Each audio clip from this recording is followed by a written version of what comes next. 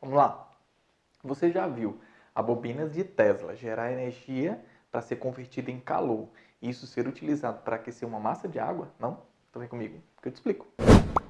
Eduardo, o que a questão aborda? Enfim, a bobina, ela de tanto acumular carga elétrica, ela cria um potencial muito alto. Próximo à superfície metálica, é gerada então uma diferença de potencial entre ela e a superfície. Essa diferença de potencial ela é suficiente para criar uma corrente elétrica e essa corrente elétrica ela gera muito calor e despeja energia em cima dessa superfície, que é citada no texto. Essa energia ela será convertida em calor em uma porcentagem, cuidado com isso. A questão ela apresenta um rendimento de 5%. Essa energia gerada através da bobina de Tesla, ela será convertida em calor, uma porcentagem disso, 5%, e essa porcentagem de energia será utilizada para provocar uma variação de temperatura, que ele forneceu no texto também, de 20 graus Celsius, em uma massa de água. E ele deseja saber que massa de água é essa. Eduardo, a questão ela misturou dois assuntos completamente diferentes. Potência elétrica, mas cobrada no contexto da eletrostática, e calorimetria, porque geralmente a calorimetria é associada sim à potência elétrica, mas não dentro da eletrostática, e sim dentro da eletrodinâmica, que também tem a ver com a questão. Vamos lá, eu começaria da seguinte maneira para você.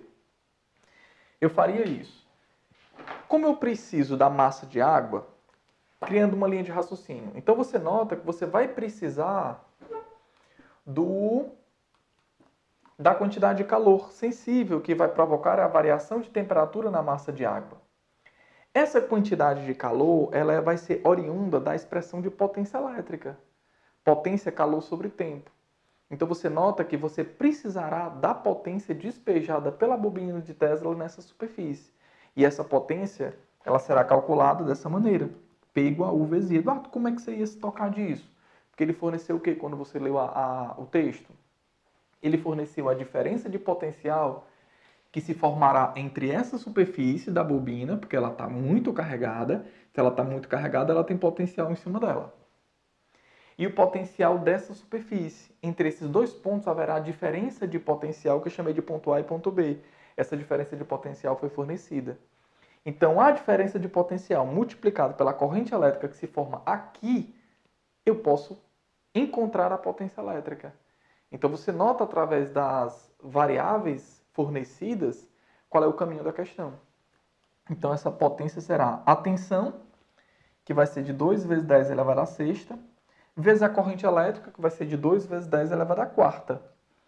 Essa potência, então, equivale a 4 vezes 10 elevado a 10, tudo isso medido em quê? Em watts. Pronto. Essa potência aqui nós já temos. Essa potência elétrica, agora eu utilizo para descobrir qual a quantidade de energia liberada. Como, Eduardo? Potência vai ser a energia liberada à medida que o tempo passa. Qual a potência despejada do processo físico? 4 vezes 10 elevado a 10. Essa quantidade de energia despejada no processo é o que eu quero. E isso ocorreu em que intervalo de tempo? Você percebe que o intervalo de tempo em que aconteceu foi muito pequeno, 1 milissegundo. Então, 1 vezes 10 elevado à terceira, menos 3. Isso aqui eu vou ter que multiplicar. Então, essa quantidade de energia que você deve imaginá-la ainda de maneira elétrica. Isso aqui ainda é energia elétrica. Ela equivale a 4 vezes 10 elevado a 7. E essa energia é medida em quê? Em joules. Beleza. Só que cuidado. No texto ele cita que, supondo que você colocasse água em um recipiente adiabático, o recipiente também não permitiria a troca de calor nem com ele mesmo, nem com o ambiente. Aí o recipiente não tem capacidade térmica.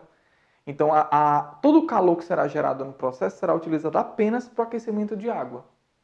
Mas o calor não vai ser exatamente isso, porque na questão ele cita o tal do rendimento de 5%. Ele não usou a palavra rendimento, mas ele diz que só será convertido 5% em calor.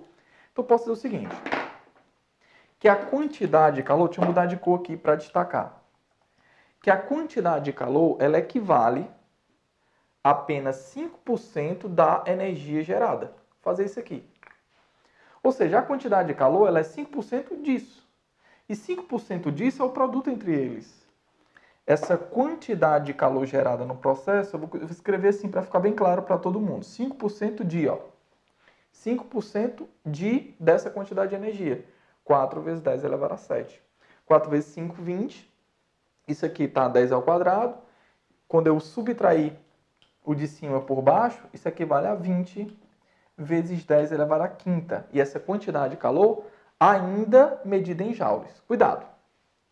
No texto, ele fornece também o calor específico e a relação entre a caloria e o joule. Eu não anotei aqui, mas deixa eu anotar. Uma caloria, ele pede para você utilizar como sendo 4 joules, o equivalente. E ele pede para você usar o calor específico da água, 1 caloria por grama de graus Celsius. Então, pelo calor específico, você sabe o caminho que você deve tratar na questão. Como o calor específico fornecido foi esse, eu vou deixar a massa em grama. E a minha unidade de energia a ser utilizada tem que ser em calorias. Então, eu vou ter que transformar essa minha quantidade de energia de joules para calorias. E de joule para caloria, eu vou dividir isso aqui por 4.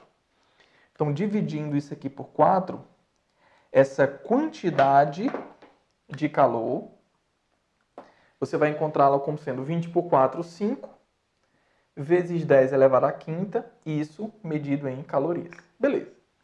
Então, essa é a quantidade de calor que será utilizada para o aquecimento de uma determinada massa de água. Aí a massa é o que ele deseja. Na verdade, ele pergunta o volume de água. Como sabemos que a densidade da água é 1 caloria por grama de grau Celsius, se eu encontrar 1 quilograma de água, eu tenho 1 litro de água. Vamos atrás dessa massa. Essa massa eu vou encontrá-la através da quantidade de calor sensível, porque você percebe que a quantidade de calor ela foi citada para você provocar variação de temperatura. Então, isso se refere à quantidade de calor sensível. Massa, calor específico, variação de temperatura. Quantidade de calor, 5 vezes 10 elevado à quinta. A massa é o que eu desejo. O calor específico, 1 caloria por grama de grau Celsius. E a variação de temperatura ele também forneceu, 20. Show de bola? Aí, beleza. Esse 20 e esse 5 e esse 2 serão cancelados. Isso equivale a uma massa de 5 por 2, 2,5, vezes 10 elevado à quarta, ok? Deixa eu só ajeitar isso aqui. Ah, Eduardo, 2,5 vezes 10 elevado à quarta, essa resposta não existe. Porque se eu olhar, a resposta os itens estão em quilograma. Então, na verdade, isso aqui equivale a uma massa de 25 vezes 10 elevado à terceira, ainda em gramas. Ó. Por quê? Porque o meu calor específico está em grama. Então, a minha resposta final da unidade de massa tem que ser em grama. Esse 10 elevado à terceira, vamos dar uma ajeitada. Então, eu vou substituí-lo pelo prefixo. Essa massa equivale a 25 quilograma. Show de bola? Bem, não esquece de mandar aquele like, de mandar aquele joinha, que é muito importante para todos nós que produzimos conteúdo. Eu fico por aqui, espero ter ajudado. Um abraço a todos e até a próxima.